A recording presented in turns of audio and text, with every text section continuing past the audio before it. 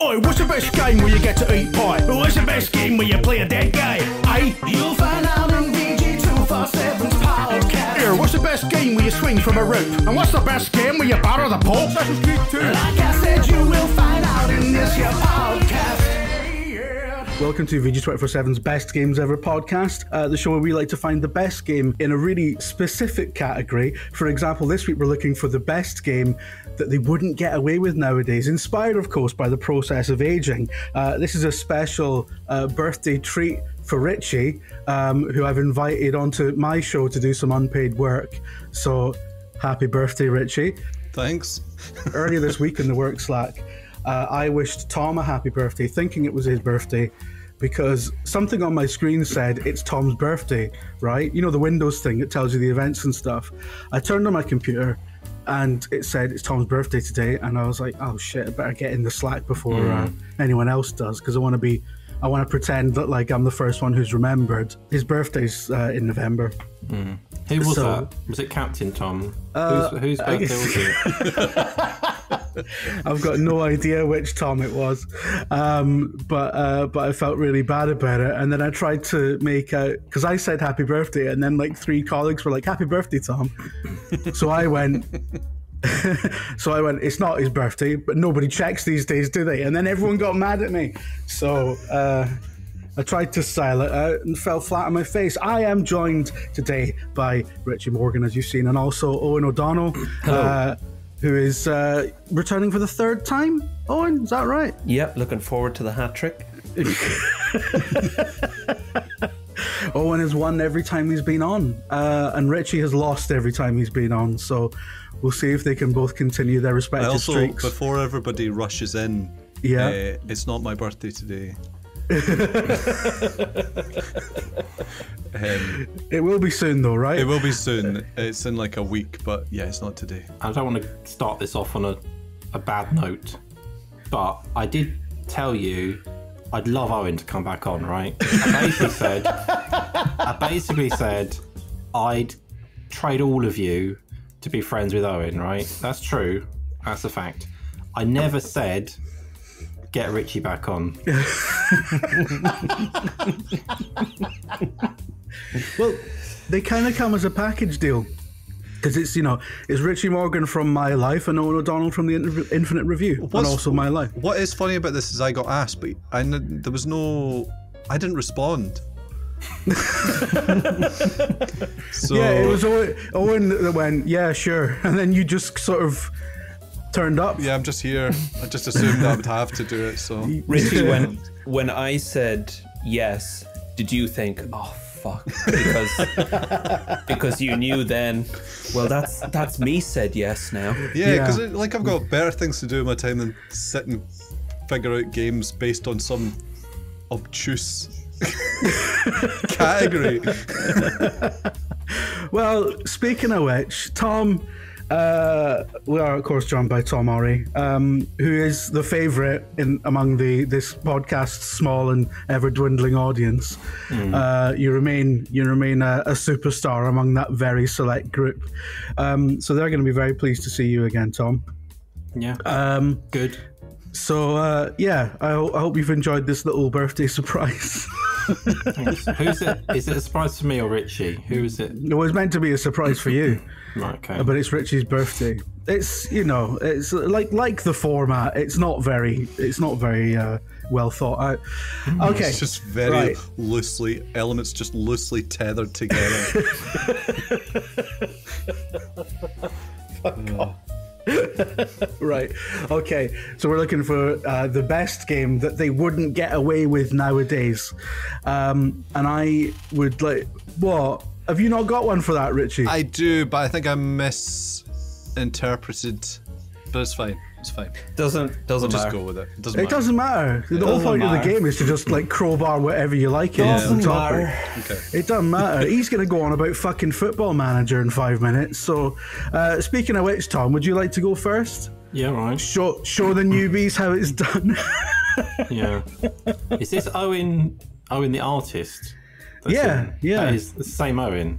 Yeah, same clear. Owen. Yeah, Yeah, yeah. right. So Oh, we're for not sure. making Owen the artist a character. That's No, just me. you Is it? just- You are the same. I had to explain to a lot of people like this isn't a piss take. Owen genuinely is an artist, and they were like, "Really?" as if that idea is mental. But yeah, If all this is nonsense to you, we have a video on the YouTube channel where Owen, as an artist, rates characters made in Dragon's Dogma 2, right? Yeah. That's the thing we did.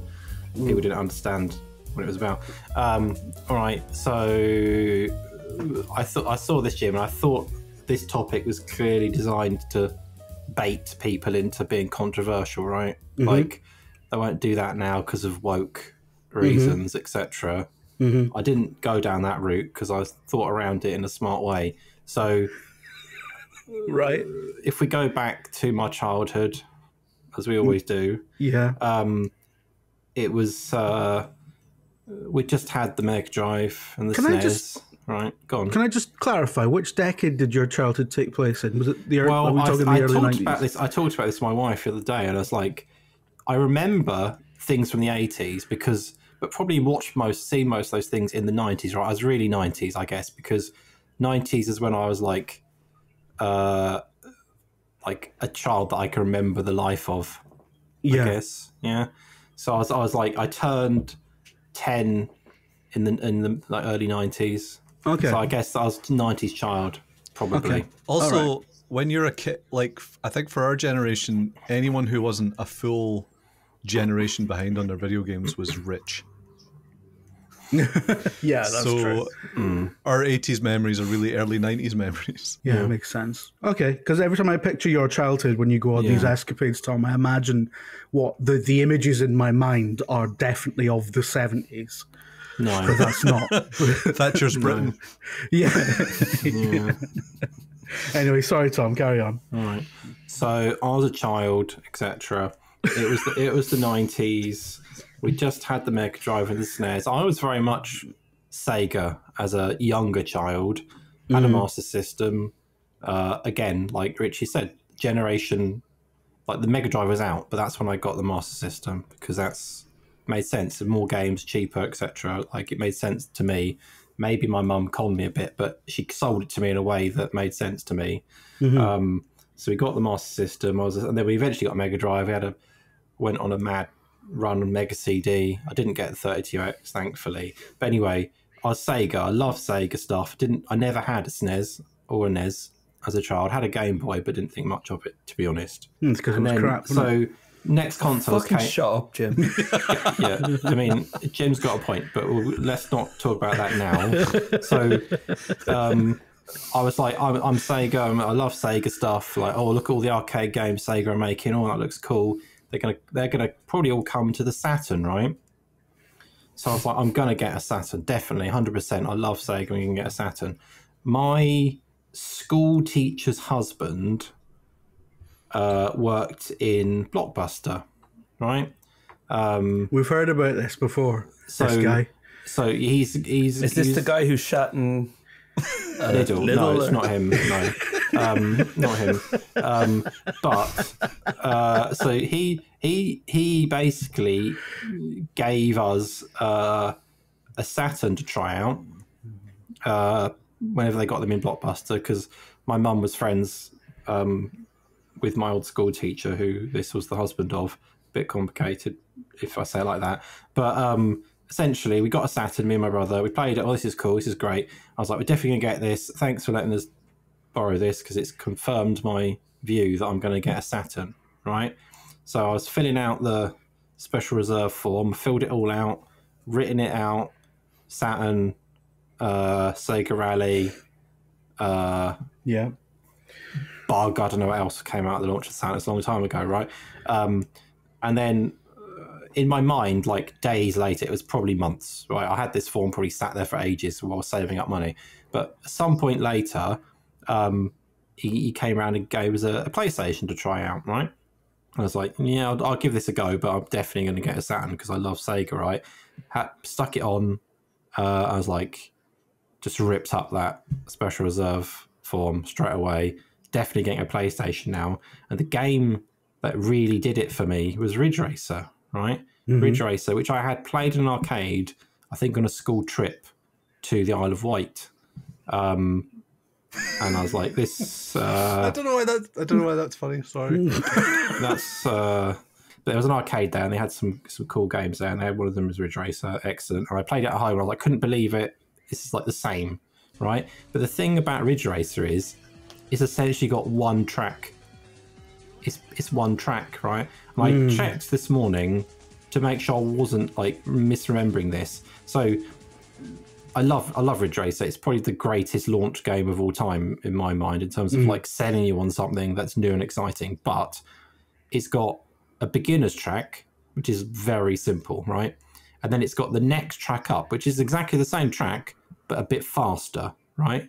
And then it's got the next track, which is the same track, but with to be fair, quite a lot bolted onto it to be like a big extra part. But you could say it's got one track / course or whatever you want to call it. And you can go back in like reverse and mirrored and all this kind of stuff, but that doesn't count as new tracks to me. So my point is, Ridge Racer, I can't remember how much it was, 40, 50 quid or something probably. One track. There's no way that would fly today, right? Releasing a racing game with one track for like full price. No. So that's it. Ridge Racer, one of the greatest games of all time. So I will win this week. But it's only got one track and there's no way they get away with that. If you want to go even further, they re-released it sort of like a year or maybe a year later, Ridge Racer Revolution, which added a few more shitty tracks, basically. And it was all more or less the same, but it had like a rear view mirror in when you're in the car, stuff like that. I remember I got given that, funny story, for a Christmas present from the Blockbuster man. There you go. All comes together, doesn't it? Okay. Did you get a Saturn in the end? I didn't. My cousin got one because he got absolutely everything. And I remember playing I played Sega Rally on it, and I thought, this is actually very good. I do like this, but also the PlayStation's probably just a bit better, isn't it? I did end up buying a Saturn about, when was that? Maybe 10 years ago. Never actually got it out of the box. Bought it from eBay. Never played it. Sold it all. I think I've still got a copy of FIFA on the Saturn sat around because no one wanted it. Do you know why they call it the Saturn? Because it mostly sat in the shops because nobody bought them. Sorry, I've been waiting like 50 minutes to make that joke. That's good. It's good, Richie. Cheers. The PlayStation, when the PlayStation arrived, it so dominated the advertising and just the headspace of children my age at the time that even as a huge Sega fan, I wasn't even aware of the Saturn at all, because as soon as the PlayStation was out, it was just, that is it. That's absolutely it. There's no point thinking about anything else. Yeah. As a child, I was well into the clubbing scene, so it really appealed to me. The console marketed to clubbers. As soon as they had that advertising campaign that was like, the PlayStation is dangerous. Yeah. We think it should be banned because it'll kill people. Yeah. But that's their advert, and you sit there as a child thinking, that's real and true, and I need one so that it can kill me. And then the news is like, we've come to the Ministry of Sound where there's a bank of screens showing Wipeout, and it's like, oh, it is dangerous. All the folk who are in Eckies play this. None of the people in this report are going to see their family again. I've come to the Ministry of Sound to see a computer game. But what Tom means by clubbing is snooker club. It's a slightly different thing. It was big across all the clubs, yeah, definitely. Jimmy White snooker on the PS1. Okay, right, let's move on to Owen, because I want to make Richie go last as a birthday treat. Okay. I'll talk about the game in a moment, but there's something I'd like to talk about first. In 1989, Michael Jackson's Moonwalker was released on home video in North America for $24.98. Even though he was the biggest star in the world and he'd made this film with an unsurprisingly high production cost, theatre owners just weren't interested in what they saw as perhaps fairly a string of incoherent music videos played back to back, which served as little more than an advert for an album and a man. Whatever the reason, they weren't willing to give Jackson 94 minutes of their time. That same year, Blackthorn Publishing adapted Moonwalker into a comic. Blackthorn ceased operations in 1990. But 1990 also saw the release of several video game adaptations of Moonwalker. Each one of them is based on the Smooth Criminal section of the film, where Michael Jackson attempts to rescue children from the drug dealer Mr. Big. And if you find Bubbles, Michael turns into a robot. I want to correct you there quickly. I had it on the Commodore 64, and it wasn't entirely based on the Moonwalker. It wasn't based on the Smooth Criminal section. It had the bit where you're the bunny on the bike. You're absolutely right, and Tom. it had other bits as well, so I think you need to retract. You're talking about the Commodore 64 version, and it was also on the Master System, which you mentioned. It was on the Amiga, Amstrad, Atari ST, the MSX, the ZX Spectrum. Moonwalker was on everything. 25th. It's the Skyrim of its day, right? Yeah, absolutely. On June 25th, though, in 2009, Michael walked his last moon and died. So my point is, I don't think you'd get away with releasing a game based on a box office bomb from 1988 starring a pop star who died over 14 years ago today. I bought Moonwalker on VHS. Do you know who bought it? I walked up to town to Woolworths, and the person that took me was someone we called Uncle Trevor. He wasn't my uncle. He was a circus performer that specialised in balancing on rolling beams and juggling. Right. And did you buy it to give the game more context? I just loved it. I loved the film as a child. I mean, you can say that's wrong, but as a child, I didn't know better. And it just, the bit where he turns into a car, there's a bit with a spider. I can't remember exactly what it's about, but I remember there being a bit with a spider, which I loved. Quite scary, I think. I also had this, I think I had a teddy bear that used to sing some songs from the film. So I was quite big into Michael Jackson, as lots of kids from the 80s/90s were. But would you agree that a Michael Jackson's Moonwalker game released in 2014 would be a misstep? I think, I agree. I agree that they wouldn't make it now. And it is a good game, to be fair. I mean, Michael Jackson, The Experience, was released on everything in 2010. And there was a Michael Jackson-based MMORPG planned that fell through, but it was going to happen. And Bandai did release. Who was making that? Bandai did release a figure of MJ in 2014. So I think what's clear is it's not to do with Michael Jackson. Michael Jackson still, that money is safe, but the closure of, like, the failure of the film and the closure of that comics company that lost everything by paying for the Moonwalker license proves that Moonwalker is the problem. So I think you could make a Michael Jackson game today and that would make a lot of money. But a Moonwalker game in 2014, no, that's my case. Very well. I think that's pretty solid. Okay. Did anyone try and do the Smooth Criminal lean? Was that a thing everyone tried to do as children? When he leans over. Yeah. In like a way that seems impossible. It is impossible. Remember trying to do that. I don't think he did it. He definitely Richie, did. Don't ruin this. If you've seen the film or if you've seen the music video, you'll see that it's very much possible. It's done in camera. You see Michael Jackson and others do the lane. Yeah.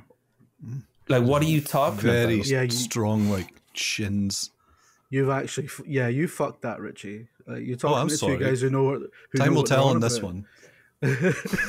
Yeah, well, we're going to ask him how this is going to be proved.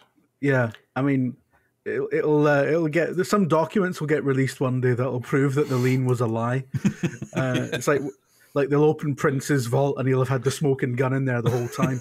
I believe. I mean, I haven't followed Michael Jackson news for many years now. I'm not sure what that scene is like now, but I believe there was some kind of documentary that attempted to expose him as lying about the lean. And, a lot of people came out of the woodwork, probably looking for money, with some cock and bull story about how the lean wasn't real. But, there was a lot of pushback on that. And I think most sensible people agreed the lean was real.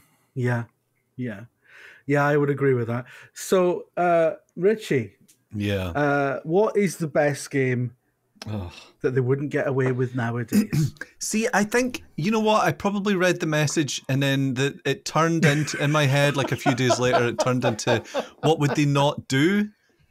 And then I sat thinking, like, what would they not do these days? And it was like, I went through a bunch of things. The first thing I came to was like, I was thinking about like food brand games, like your McDonald's games or your Cool Spot or that Quavers Puzzler with Colin Curley. But instead I went for, I started thinking about like little mini exclusive games that you used to get on demo discs. So it'd be like more popular, maybe like on the Amiga or the Spectrum or something. Like, I'm not going to talk, this is what I'm going to talk about, but the one I was reading up on last night is there was a Dizzy 3.5 on the Spectrum, which was a prequel to Magic Land Dizzy, and it featured Dizzy's lesser known cousin, Danny.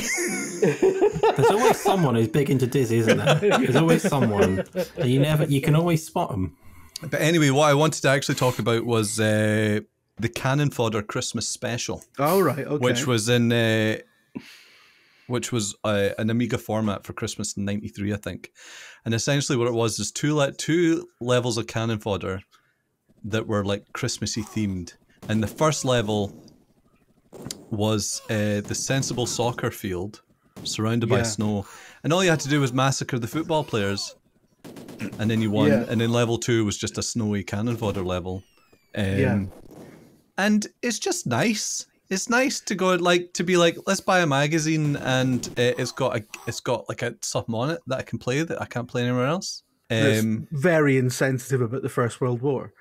No, that's the other one. The Sensi Soccer meets Bulldog Blighty. I thought Cannon Soccer was the so there's a Sensible Soccer one that was also on Amiga format, I think.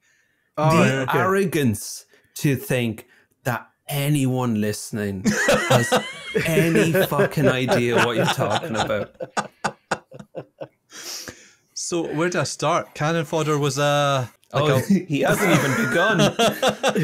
Why have you given context? Cannon Fodder. Do people know what Cannon Fodder is? Not happy enough to bring up Dizzy, but to bring up like outer circle, like obscure Dizzy lore. Listen, I'm actually really busy. I've got a lot of work to do today, and I've been pulled out to do a pod.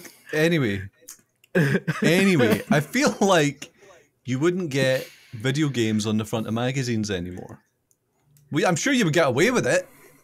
Yeah, What you're arguing? You're arguing for demo discs. Not demo discs, because demos are just a bit of a game. I'm talking about like exclusive versions of games, or usually quite small, but like Future Publishing, noted rival Future Publishing, like actually commissioning a Cannon Fodder game to go in their magazine, right? And because back then games were made by like 7 men in a shed. They could do stuff like that, I suppose. Yeah, massive corruption index on that as well, because one of the Amiga Power guys was a writer on Cannon Fodder too. So like they were all fucking at it. They were all fucking. You know what I mean? What was it? What's interesting about the Sensible Soccer World War II crossover is that you could play Sensible Soccer, and it was in black and white, and it was with the cannon fodder characters, and the ball was replaced with a grenade that would go off at random. Is it? And the game would continue. You would just have fewer players. Yeah. I maybe should have talked about that. Actually, that sounds like a better game. Why was it black and white? What was the reason for black and white? Because it was World War II when things were in black and white. Was it World War II? Yeah, because it's meant to be or is it what? Oh no, sorry, it's World War World One. War One where they played football. World War One when they played more football. black and white. Yeah. So it had three. I think if anything, that's sepia. And then there was when was it? When did England play Germany in the World Cup? 1966. Yeah. So there was like a 1914 mode, a 1966 mode, and a 1993 mode, which is like a demo. I'm super confused about this now, but what this has got me thinking about, and this is a big tangent, but why not go for it? Cannon fodder made me think about my son's got a special lunch at school soon for D-Day, right? And we got sent. I don't know why they're doing this, but they are. It's like a special lunch, and we got sent the menu through, right? And this is replaced the existing standard menu with this special D-Day instead of a sandwich, it's a grenade. So I was trying to read out the menu because I thought it was quite amusing that they.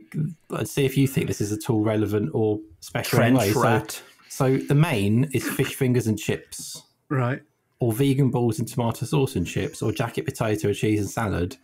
And then you've got a side of baked beans or peas, and then a dessert of chocolate brownie. And I was looking at that and thinking, like, why is that? What is that celebrating? That's just the normal menu. And they've made a big deal about D-Day for some reason. Like, and they here have the normal thing on D-Day to celebrate D-Day. I couldn't understand it. I'm pretty sure, like, Britain didn't have brownies until 1998. Yeah, it's because those men on storming Normandy, they died for the freedom for your son to eat vegan balls. Yeah. They've made D-Day woke. What would your special D-Day menu be? With me? Yeah, well, yeah. I don't know. Well, I mean, Owen just said trench rat, hardtack. They could have themed it a bit, right? They could have made it a little bit sort of like an experience, but they haven't. I suppose to tie it into our theme, a game about massacring a football team for a bit of fun probably wouldn't cut it today on the front of a magazine. It would get a pasting on Twitter, definitely. I think like the zombie mode in Call of Duty was a bit of a sensation. I think if a football game wants to get a bit of attention, get a few more sales, maybe bring in a DLC that has the ball is a bomb and it could go anytime. I think that would bring a genuine bit of, you know, like you don't want to hold on to the ball too long. You keep passing, get in the goal before it blows. That's fun. Could be fun. But I'm so sorry because I've now gotten two not completely different games mixed up. Because I was talking about the cannon fodder one, and then we start talking about sensible soccer. I'm sorry. I've ruined this. It's fine. It's all right. It's all right. Fine. It's all right. Let's be disqualified already, so that's fine. It's all right. I was going to say you're not going to win anyway, so it's fine. Don't worry about it. You know, as a birthday treat, you're going to lose. My birthday treat is already finding out about Danny the Egg, Dizzy's cousin. Fucking hell! That's the most shittest off-brand Dizzy character, I think. His manky cousin Danny. All right, okay. I need to pick something now. So. Are you still doing this tune? Yeah, things have changed a little bit. That'll come in a minute. Remind me, gentlemen, what were the titles of your games? Ridge Racer, Cannon Fodder Michael Christmas Special, Jackson's Moonwalker. Yeah, okay, Michael. I mean, I think this is obvious, Jim. I know you're going to drag this out a bit, but I think there is a very obvious choice. Well, I I thought think- that my son's Christmas, like not Christmas, his D-Day meal, this should have been black and white, right? Then it would have been, we'd have known that it was something old. Just a slice of domino cake. Yeah, I think. Well, I think they could definitely do a Ridge Racer game now. With one track, Jim. Yeah, with one track. Yeah. No, they could not. Yeah. Imagine because- it. Yeah, that'd be fine. Imagine it. The outrage. When a game's not 100 hours long, there's outrage. No, because it would be fine because they would put it on. They would put it on a storefront for $6.99, and they'd be like, "This is the classic Ridge Racer experience. We put all I'm of our not time saying into this one re-release the track." original. That No, hasn't I'm happened. saying it would be like, look, this is a new Ridge Racer game, but it's a classic experience. It's just one track, and we've put all of our fucking time and effort into this one track, and you've got to learn every specified inch that it of was it. full price, Jim. Yeah, he did. I was specified- going to say he did. All right, Yeah. I reckon there are people who pay 40 quid. So I you reckon. reckon if they released a new Ridge Racer, Yeah, one track Yeah. with a bonus extra bit for the special advanced track, big fucking and it track, was, man. and it was full Yeah. price now, so at least 50 quid. That would go down fine, would a it? big old track with several biomes and loads of Not shortcuts. several, and that. no. It's one small track listen. with a little bit bolted What on. is Forza Horizon if not one big track? I think right? some people would buy it just based on the power of the Ridge Racer brand. Yeah, I think yeah, if you put online leaderboards on that, yeah, that yeah. kind of that becomes a thing. Yeah, and There's yeah. one track. Can you master Yeah. the Ridge Pretty Racer? sure I'm Yeah. being gaslit here, but Yeah, this is part of the yeah. podcast, right? So it's fine. I accept this is the argument that people are having, Yeah, you even know, though it it's is nonsense. it's gonna be like, you know, Nintendo could probably stick that on the Switch as Ridge Racer 99, and it would be like you've got to post your time, and people have to beat your time or whatever, and there'll be one guy who's the king, and everyone's like, how did he do it in 19 seconds? Nobody knows, etc., etc. So Because he I don't fucking agree with drove you, into a Tom. bush and the car went and shot to the end of the track. Yeah, it was a total fluke. The guy can't do it again. I think you're barking up the wrong tree there, Tom. But I do agree with Owen that there's just no way that a Moonwalker game would ever fly ever again. So I'm afraid, Owen, it pains me to say that Owen has achieved his hat trick. So I like how you haven't even discussed Richie's. It's not even in the that's discussion. like- It's not It- even. Yeah, that's fine. I got the. I I don't got even- the. I got the. I don't brief even on know it. what he submitted. I don't think Richie picked a game. I No. did. I said it was the That's Cannon right. Fodder It's Christmas fucking- special. I think he's still thinking about it. Yeah, I mean, like, we can't put Amiga format in. He found out 30 minutes ago what this podcast is about. So, I mean, in fairness, give him a minute to choose something. If you are not a paid subscriber of this podcast, this is the point where we leave you, unfortunately. If you are a paid subscriber, we're about to go on and do my pick, and everyone's going to tell me I'm wrong for it, etc. And Tom's going to probably look very stoic and annoyed, and Richie's going to look at his watch and go, "You didn't tell me about this," etc. But if you want to hear the extended version of this podcast, which is usually 15 or so minutes longer, go to VG247.com and click on the Support Us page to find out how you can become a paid subscriber. It's in the top right. It's right on the top right. It's in the top right. If you're on a mobile, you have to click the little expand menu button and then click it. If you're on mobile. These people have been using websites for years. They get, you know. Oh, I should say, if anyone is thinking about paying to hear me some more, I am hanging up in a minute, so you're not going to miss out on any of me. Right. Okay. Well, if you're not a paid subscriber, we've got a lovely review. Thank you so much for listening. Please give us a 5-star review on all the podcast apps of your choice, etc. We're going to go now. Goodbye. You only get away from me unless you pay for it.